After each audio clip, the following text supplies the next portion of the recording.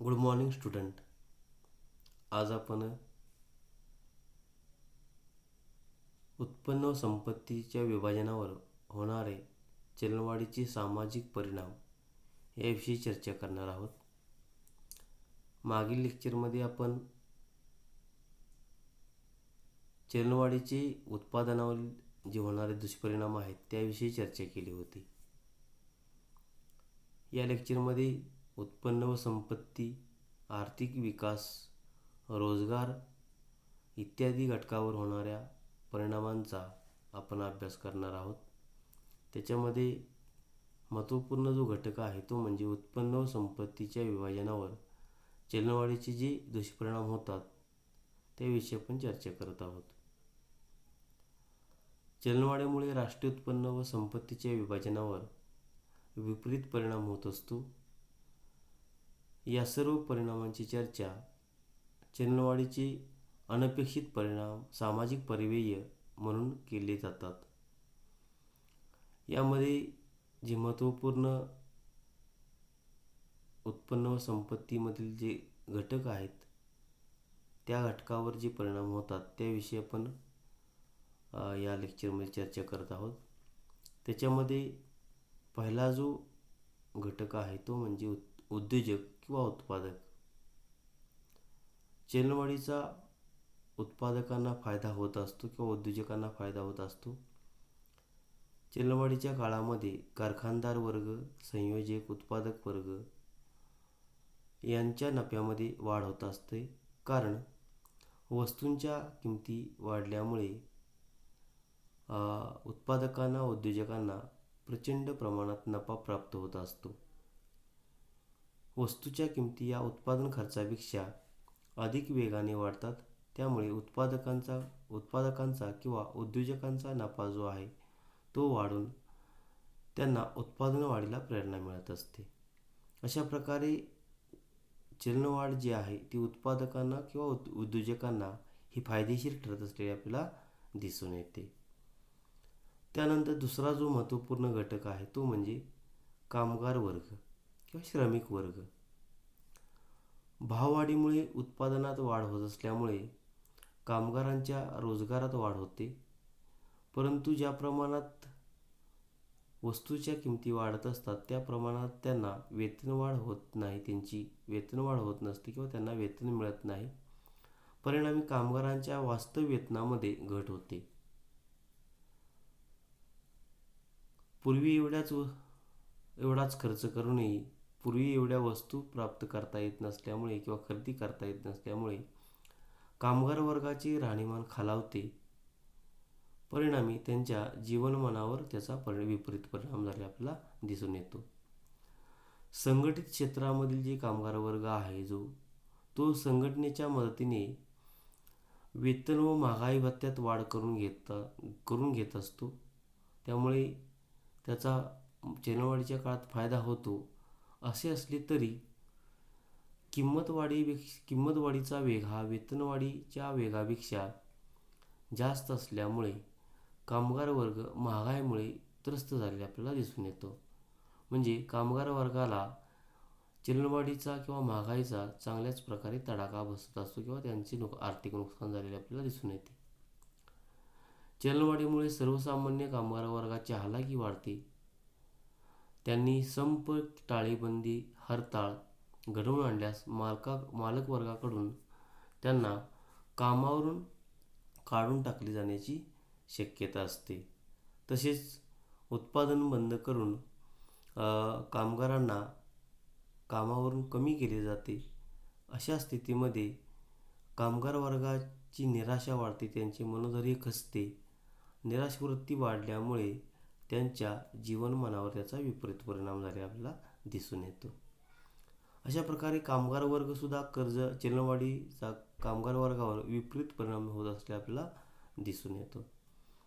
तिसरा महत्त्वपूर्ण जो घटक आहे तो म्हणजे ठराविक उत्पन्न असणारा वर्ग. यामध्ये पेन्शन,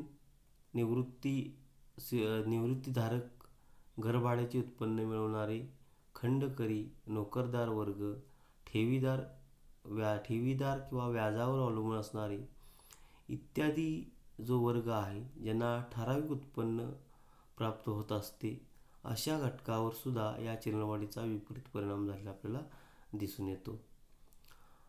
ज्या अशा घटकांची ज्या लोकांची किंवा ज्या वर्गाची उत्पन्न किंवा प्राप्ती ही स्थिर असते, यामध्ये पेन्शन वर्ग, घरभाड्याचे उत्पन्न मिळवणारे, खंडकरी असतील, नोकरदार वर्ग असेल, ठेवीदार असतील किंवा व्याजावर अवलंबून असणारा जो वर्ग आहे, चलनवाढीच्या काळामध्ये या लोकांचे उत्पन्न वाढत नाही, मात्र वस्तूंच्या किमती वाढल्या असल्यामुळे त्यांच्या वास्तव उत्पन्नामध्ये घट झालेली आपल्याला दिसून येते. वास्तव उत्पन्नात घट झाल्यामुळे त्याचा त्यांच्या राहणीमानावर परिणाम होऊन त्यांचे राहणीमान घसरते. म्हणजेच या वर्गाला भाववाढीचा किंवा चलनवाढीचा खूपच त्रास सहन करावा लागत असतो. अशा प्रकारे ठराविक उत्पन्न किंवा स्थिर उत्पन्न असणारा जो वर्ग आहे, त्या वर्गाला चलनवाढीचा आर्थिक त्रास सहन करावा लागलेला आपल्याला दिसून येतो. त्यानंतर चौथा जो महत्त्वपूर्ण घटक आहे तो म्हणजे सर्वसामान्य उपभोक्ता वर्ग. सर्वसामान्य उपभोक्त्यावर चलनवाढीचे अनिष्ट परिणाम झालेले आपल्याला दिसून येतात. उत्पादन खर्चातील वाढ किमती वाढवून उपभोक्त्यावर ढकलतात. त्यामुळे उपभोक्त्याच्या उत्पन्न खर्चाचा मेळ घालणे त्यांना कठीण होते. चलनवाढीच्या काळात उत्पादक व व्यापारी वर्गाकडून मालाची कृत्रिम टंचाई निर्माण केली जाते. त्यामुळे काळ्या बाजारातून जास्त किंमत देऊन वस्तूंची खरेदी करावी लागत असते आणि त्यामुळे उपभोक्त्यांना आर्थिक नुकसान सहन करावे लागत असते. बऱ्याच वेळा जास्त किंमत देऊनही पूर्वीपेक्षा कमी दर्जाच्या किंवा निकृष्ट दर्जाच्या वस्तूची खरेदी करावी लागत असते. भेसळयुक्त मालाची खरेदी करावी लागते आणि यामुळे उपभोक्त्याच्या राहणीमानावर त्याचा विपरीत परिणाम होऊन उपभोक्त्याचे राहणीमान घसरलेले आपल्याला दिसून येते. अशा प्रकारे उपभोक्ता वर्ग जो आहे त्याला सुद्धा या चलनवाढीचा त्रास सहन करावा लागतो किंवा उपभोक्ता वर्गावर चलनवाढीचे अनिष्ट किंवा विपरीत परिणाम झालेले आपल्याला दिसून येतात. त्यानंतर पाचवा जो महत्त्वपूर्ण घटक आहे तो म्हणजे व्यापारी वर्ग. व्यापारी विक्रेता हा वर्ग जो आहे तो नेहमीच चलनवाढीचे स्वागत करतो किंवा चलनवाढ ही व्यापारी वर्ग आणि विक्रेता वर्गाला फायदेशीर ठरलेली आपल्याला दिसून येते. कारण किंमत वाढीमुळे व्यापारी वर्गाच्या नफ्यात वाढ होत असते. प्रसंगी व्यापारी वर्ग वस्तूंची साठेबाजी करून कृत्रिम टंचाई निर्माण करतो आणि कृत्रिम टंचाई निर्माण करून वस्तूंच्या किमती वाढल्यानंतर त्या वस्तू जादा किमतीने किंवा जास्तीच्या किमतीने विकण्याचा प्रयत्न करत असतो आणि त्यामुळे या चलनवाढीचा किंवा किंमतवाढीचा व्यापारी आणि विक्रेते वर्गाला फायदा झालेला आपल्याला दिसून येतो. म्हणजे चलनवाढ ही व्यापाऱ्यांच्या दृष्टिकोनातून फायदेशीर असलेली आपल्याला दिसून येते. त्यानंतर दुसरा महत्त्वपूर्ण जो वर्ग आहे किंवा जो घटक आहे तो म्हणजे शेतकरी वर्ग.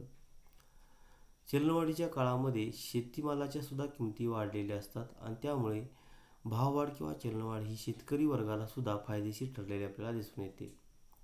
कारण शेतकऱ्याने उत्पादित केलेल्या मालाच्या किमती वाढल्यामुळे उत्पादन खर्चापेक्षा जास्त किंमत शेतमालाला मिळत असते आणि त्यामुळे चलनवाढीच्या काळात शेतकऱ्याच्या उत्पन्नामध्ये पर्यायी नफ्यामध्ये वाढ झालेली आपल्याला दिसून येते.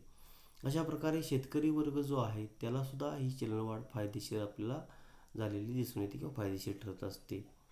एका शेतकरी वर्गाच्या दृष्टिकोनातून चलनवाढीचा सकारात्मक परिणाम झालेला आपल्याला दिसून येतो. त्यानंतर दुसरा जो महत्त्वपूर्ण घटक आहे तो म्हणजे सावकार वर्ग. पैशाच्या स्वरूपामध्ये रकमा कर्जावर देणारी व्यक्ती म्हणजे सावकार. हा सावकार वर्ग जो आहे तो प्रचंड प्रमाणात कर्जाच्या स्वरूपात पैशाचा पुरवठा करत असतो. चलनवाढीच्या काळामध्ये पैशाचे मूल्य हे घटलेले असते किंवा घटते. त्यामुळे चलनवाढीमुळे सावकारांचा तोटा होत असतो किंवा सावकारांना तोटा सहन करावा लागतो. कारण कर्जावर दिलेले पैसे जेव्हा परत त्यांना मिळत असतात तेव्हा त्यातून पूर्वी एवढ्याच वस्तू खरेदी करता येत नाहीत, कारण पैशाचे मूल्यही कमी झालेले असते. साहजिकच यामध्ये सावकारांचे आर्थिक नुकसान होत असते, कारण पैशाचे मूल्य घटलेले असते. अशा प्रकारे सावकार वर्गाला या चलनवाढीचा अनिष्ट परिणाम त्या चलनवाढीचा होत असतो आणि त्यामुळे सावकार वर्गाचे सुद्धा आर्थिक नुकसान झालेले आपल्याला दिसून येते. त्यानंतर दुसरा जो महत्त्वपूर्ण घटक आहे तो म्हणजे कर्जदार वर्ग. जो वर्ग इतरांच्याकडून व्याजाने पैसे घेत असतो कर्जाच्या स्वरूपामध्ये, अशी व्यक्ती म्हणजे कर्जदार किंवा त्याला ऋणको असेही म्हणतात. चलनवाढीच्या काळामध्ये या कर्जदार वर्गाचा किंवा व्यक्तीचा फायदा होत असतो, कारण पूर्वीपेक्षा कमी वस्तूंची विक्री करून त्याला आपली कर्जफेड करता येत असते. कर्जबाजारी शेतकऱ्यांना याचा विशेष फायदा होत असतो, कारण पैशाचे मूल्य कमी झाले असल्यामुळे वास्तवात त्यांना कमी क्रयशक्ती परत करावी लागत असते आणि त्यामुळे कर्जदाराला चलनवाढ ही फायद्याची ठरलेली आपल्याला दिसून येते. अशा प्रकारे कर्जदार व्यक्तीला सुद्धा किंवा कर्जदार वर्गाला सुद्धा चलनवाढ फायदेशीर असलेली आपल्याला दिसून येते. त्यानंतर 9वा जो महत्त्वपूर्ण घटक आहे तो म्हणजे सरकार. चलनवाढीचा परिणाम हा सरकारच्या सर्व आर्थिक कार्यावर होत असतो. चलनवाढीमुळे सरकारच्या विविध खर्चामध्ये वाढ होत असते. किमती वाढल्यामुळे प्रशासकीय खर्च व विकासात्मक खर्च सरकारचा वाढलेला असतो. वाढत्या खर्चाबरोबर उत्पन्नातही तेवढ्या प्रमाणात वाढ होत नाही आणि त्यामुळे सरकारचा अनुत्पादक स्वरूपाचाही खर्च वाढत असतो आणि याचा परिणाम म्हणजे उत्पन्न खर्चामध्ये तफावत किंवा तूट निर्माण होत असते आणि ही तूट निर्माण झालेली आहे ती भरून काढण्यासाठी सरकारला कर्ज काढावे लागते किंवा तुटीचा अर्थभरणा करावा लागत असतो आणि त्यामुळे चलनवाढीला किंवा भाववाढीला आणखी चालना मिळते. अशा प्रकारे सार्वजनिक खर्चामध्ये सुद्धा वाढ होत असते, सरकारच्या खर्चामध्ये सुद्धा वाढ होत असते आणि त्यामुळे सरकारला सुद्धा एक प्रकारे आर्थिक नुकसान सहन करावं लागत असतं. अशा प्रकारे सरकारला सुद्धा या चलनवाढीचा आर्थिक तोटा होत असतो आणि त्याचा सरकारच्या आर्थिक कार्यावर विपरीत परिणाम झालेला आपल्याला दिसून येतो. त्यानंतर दुसरा महत्त्वाचा घटक आहे तो म्हणजे गुंतवणूकदार वर्ग, जो विविध क्षेत्रामध्ये आर्थिक गुंतवणूक करत असतो. यामध्ये कंपन्यांच्या शेअर्समध्ये जो वर्ग पैसे गुंतवत असतो किंवा ज्या व्यक्तींनी पैसे गुंतवलेले असतात त्यांना चलनवाढीचा फायदा होत असतो, कारण चलनवाढीच्या काळामध्ये कंपन्यांचा नफा वाढत असल्यामुळे त्यांना गुंतवणूकदार वर्गाला अधिक लाभांश मिळत असतो किंवा अधिक बोनस मिळत असलेला आपल्याला दिसून येतो. परंतु कर्ज रोखे, ऋणपत्रे, सार्वजनिक ठेवी इत्यादींमध्ये गुंतवणूक करणाऱ्या गुंतवणूक वर्गाला मात्र चलनवाढीचा तोटा झालेला आपल्याला दिसून येतो, म्हणजे चलनवाढीमुळे तोटा होत असतो, कारण त्यांच्या गुंतवणुकीचे मूल्य या काळामध्ये चलनवाढीच्या काळात कमी होत असते आणि त्यामुळे या घटकाला चलनवाढीचा तोटा सहन करावा लागत असतो. त्याचबरोबर दुसरा महत्त्वपूर्ण जो घटक आहे तो म्हणजे करदाते. भाववाढीच्या काळामध्ये कर भरणाऱ्या व्यक्तींना फायदा होत असतो, त्यांचा फायदा झालेला आपल्याला दिसून येतो, कारण चलनवाढीमुळे पैशाचे मूल्य कमी झाल्यामुळे त्यांना पूर्वी ठरलेल्या दराने कर भरावा लागत असतो. त्यामुळे त्यांना भरावा लागणारा कर हा कमी वाढतो, म्हणजेच करदात्यांना चलनवाढ लाभदायक ठरते, मात्र सरकारचा तोटा होत असतो. कारण पैशाचे मूल्य कमी झाल्यामुळे सरकारला मिळणारे उत्पन्न हे कमी मिळत असते, कारण मिळणाऱ्या कराचे मूल्य हे कमी झालेले आपल्याला दिसून येते. अशा प्रकारे करदात्यांना चलनवाढीचा एक प्रकारे अप्रत्यक्षरित्या फायदा झालेला आपल्याला दिसून येतो. आणि त्यानंतर दुसरा महत्त्वपूर्ण जो घटक आहे तो म्हणजे आंतरराष्ट्रीय व्यापारी. जेव्हा देशांतर्गत वस्तूंच्या किमती फारच वेगाने वाढलेल्या आपल्याला दिसून येतात तेव्हा निर्यात व्यापाऱ्यांना प्रचंड आर्थिक तोटा सहन करावा लागत असतो. कारण वाढत्या किमतीच्या वस्तू परदेशात निर्यात त्यांना कराव्या लागत असतात. परिणामी त्यांच्या वस्तूंची मागणी कमी होत असते आणि त्यामुळे त्यांना आर्थिक नुकसान किंवा आर्थिक तोटा सहन करावा लागत असतो. शिवाय परदेशात किंमत वाढवल्यास त्यांची निर्यात कमी होण्याचा धोका संभवतो आणि त्यामुळे त्यांचे उत्पन्न घटत असते. अशा प्रकारे निर्यात व्यापाऱ्यांना या चलनवाढीचा आर्थिक फटका बसलेला आपल्याला दिसून येतो. परंतु आयात व्यापारी जे असतात, जे विदेशातून माल आयात करून देशामध्ये विकत असतात किंवा त्याची विक्री करत असतात, अशा आयात व्यापाऱ्यांना मात्र चलनवाढीचा फायदा होत असतो. कारण विदेशातून कमी किमतीच्या वस्तू आयात करून हा आयात करणारा वर्ग, आयातदार, तो देशात जास्त किमतीने विकत असतो. त्यामुळे चलनवाढीच्या काळामध्ये आयात वर्गाला मोठ्या प्रमाणात नफा मिळत असतो किंवा आयातदारांचा नफा वाढत असतो. अशा प्रकारे आयातदार जे आहेत त्यांना चलनवाढीचा फायदा मिळत असतो. चलनवाढीच्या काळामध्ये आयात वाढत असते तर निर्यात घटत असते. त्याचा परिणाम देशाच्या व्यापार तोलावर झालेला आपल्याला दिसून येतो. देशाचा व्यापार तोल हा प्रतिकूल होण्याचा धोका असतो. अशा प्रकारे उत्पन्न व विभाजनावर जे विविध घटक जे आहेत त्यांच्यावर जे परिणाम होतात त्याविषयी आपण चर्चा केली. यानंतर आपण पुढचा जो महत्त्वाचा परिणाम आहे तो म्हणजे रोजगारावर होणारा परिणाम याविषयी चर्चा करणार आहोत. चलनवाढीच्या काळामध्ये उत्पादक वर्ग जो आहे, उद्योजक वर्ग जो आहे, त्यांना प्रचंड प्रमाणात नफा प्राप्त होत असतो. कारण वस्तूच्या किमती ह्या जास्त वाढलेल्या असतात. नफा जास्त मिळत असल्यामुळे उत्पादक वर्गाला उत्पादन वाढवण्याची प्रेरणा मिळत असते आणि चलनवाढीच्या काळामध्ये उत्पादक वर्गामध्ये आशेची किंवा आनंदाचे वातावरण निर्माण झालेले असते. परिणामी उत्पादक वर्ग उत्पादन घटकांची अधिक मागणी करत असतो आणि आपल्या उत्पादनामध्ये वाढ करत असतो. उत्पादन वाढीसाठी किंवा उत्पादन वाढवण्यासाठी उत्पादक वर्ग अस्तित्वात असलेल्या उद्योगांचा विस्तार करत असतो.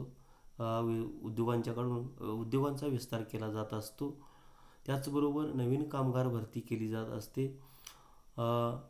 नवीन उत्पादन संस्था अस्तित्वात येतात, स्थापन केल्या जातात आणि परिणामी उत्पादन घटकांची मागणी वाढते आणि त्यामुळे देशामध्ये बेकारी कमी होऊन रोजगारामध्ये वाढ होत असते.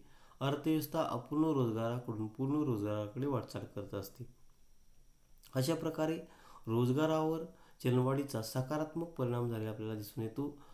चलनवाढीच्या काळामध्ये उत्पादनात वाढ होऊन उत्पादन वाढीला चालना मिळून रोजगारात वाढ होत असते आणि परिणामी बेकारी घटत असते. अशा प्रकारे रोजगारावर हा एक सकारात्मक परिणाम चलनवाढीचा झालेला आपल्याला दिसून येतो. त्यानंतर दुसरा महत्त्वपूर्ण जो परिणाम आहे तो म्हणजे आर्थिक विकासावर होणारा परिणाम. मिल्टन फ्रीडमॅन सारख्या अर्थतज्ज्ञांच्या मते चलनवाढीचा आर्थिक विकासावर प्रतिकूल परिणाम होण्याची शक्यता असते.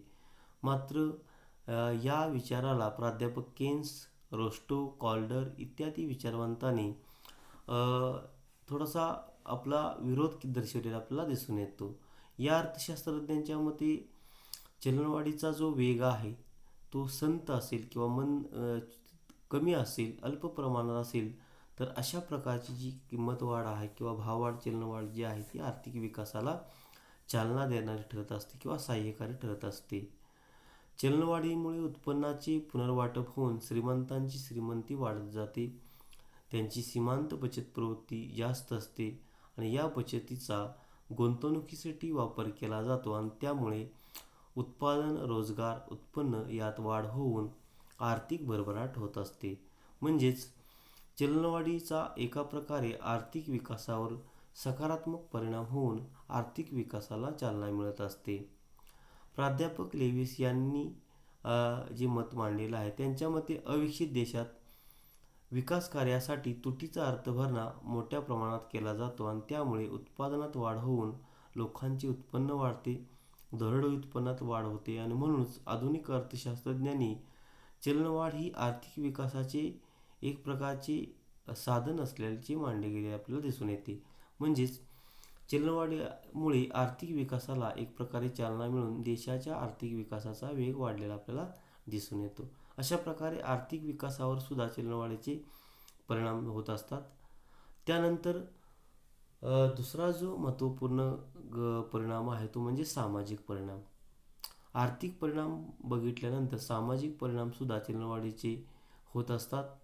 आर्थिक परिणामाबरोबरच सामाजिक राजकीय जे घटक आहेत त्या घटकावरही चलनवाढीचे परिणाम झालेले आपल्याला दिसून येतात. यामध्ये सामाजिक परिणाम जे आहेत ते पुढील प्रमाणे. त्याच्यामध्ये पहिला जो परिणाम आहे तो म्हणजे प्रचंड विषमता वाढते. चलनवाढीच्या काळामध्ये श्रीमंत वर्ग अधिक श्रीमंत बनत जातो, तर गरीब वर्गाचे दारिद्र्य वेगाने वाढत असते आणि त्यामुळे समाजामध्ये किंवा देशामध्ये आर्थिक विषमतेची समस्या निर्माण होत असते. आर्थिक विषमता वाढून ती अधिकाधिक रुंदावत जात असते किंवा अधिकाधिक वाढत जात असते आणि त्यामधूनच सामाजिक आर्थिक तणावाला चालना मिळत असते. अशा प्रकारे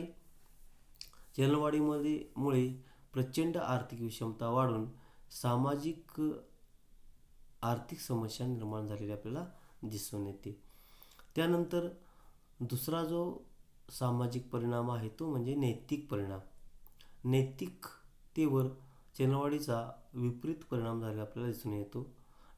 चलनवाढीच्या काळामध्ये अल्पावधीत अधिक उत्पन्न मिळावे यासाठी व्यापारी वर्ग, विक्रेता वर्ग, उत्पादक वर्ग यांच्याकडून गैरमार्गाचा वापर करण्यात आलेला आपल्याला दिसून येतो किंवा केला जात असतो.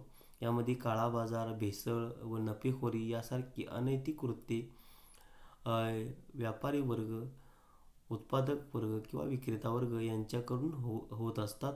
सरकारी अधिकारीसुद्धा चलनवाढीच्या काळामध्ये भ्रष्ट बनले जातात, भ्रष्टाचारी बनतात व त्यातून गैरमार्गाने उत्पन्न मिळवण्याची जी प्रवृत्ती आहे ती वाढली जात असते. वेगाने श्रीमंत किंवा लवकर श्रीमंत होणाऱ्यांचे अनुकरण करण्याची प्रवृत्ती वाढते आणि त्यामुळे समाजाची नैतिकता खालावते. समाजात सट्टेबाजी, साठेबाजी, काळा बाजार, भेसळ यासारखी असामाजिक कृत्ये वाढत असतात आणि त्यामुळे त्याचाच एकूणच सामाजिक जीवनावर, देशाच्या आर्थिक जीवनावर विपरीत परिणाम झालेला आपल्याला दिसून येतो. अशा प्रकारे नैतिक परिणामसुद्धा या चलनवाढीचे नैतिक घटकावर परिणाम झालेले आपल्याला दिसून येतात. त्यानंतर राजकीय जे परिणाम आहेत ते म्हणजे देशामध्ये राजकीय अस्थिरता निर्माण होत असते. वाढत्या किमतीमधून वाढणारी आर्थिक विषमता, भ्रष्टाचार, त्याचबरोबर सुखलोलुपता यातून सामाजिक अस्थिरतेची स्थिती निर्माण होते. सर्वत्र असंतोष निर्माण झाल्याने त्याचा फायदा उठवण्याचा प्रयत्न देशातील किंवा समाजातील फॅसिस्टवादी प्रवृत्ती करत असतात आणि त्यामुळे देशामध्ये किंवा समाजामध्ये राजकीय अस्थिरता निर्माण झाली आपल्याला दिसून येते. पहिल्या महायुद्धामध्ये हिटलरचा उदय यामधूनच झालेला दिसून येतो. पहिल्या महायुद्धानंतर जर्मनीमध्ये फॅसिस्टवादी विचारधारेला चालना मिळाली. परिणामी त्यातून हिटलरचा उदय झालेला आपल्याला दिसून येतो आणि त्यामुळे चलनवाढीचा दत्तक पुत्र म्हणजे हिटलर आहे अशा प्रकारची व्याख्या त्या काळामध्ये केली गेली होती. अतिरेकी स्वरूपाची चलनवाढ लोकांच्या मनामध्ये सरकारविषयी असंतोषाची भावना निर्माण करत असते आणि त्यामुळे देशामध्ये आर्थिक उत्क्रांती किंवा सामाजिक राजकीय उत्क्रांती घडून येत असते. इटली, फ्रान्स, जर्मनी इत्यादी देशामध्ये राजकीय क्षेत्रातील बदल हे अतिरेकी चलनवाढीमुळे झालेले आपल्याला दिसून येतात. थोडक्यात सर्वच राष्ट्रामध्ये चलनवाढीचे आर्थिक, सामाजिक व राजकीय परिणाम घडून आलेले आपल्याला दिसून येतात. अशा प्रकारे आजच्या आपण या लेक्चरमध्ये उत्पन्न विभाजनावरील झालेले परिणाम, रोजगारावरील चलनवाढीचे परिणाम, त्याचबरोबर आर्थिक विकासावर झालेले परिणाम किंवा त्याचबरोबर सामाजिक परिणाम याविषयी चर्चा केली. पुढील लेक्चरमध्ये आपण चलनवाढीचे नियंत्रण कशा प्रकारे केले जाते आणि त्यासाठी सरकारकडून कोणत्या उपाययोजना राबवल्या जातात किंवा योजल्या जातात याविषयी आपण चर्चा करणार आहोत.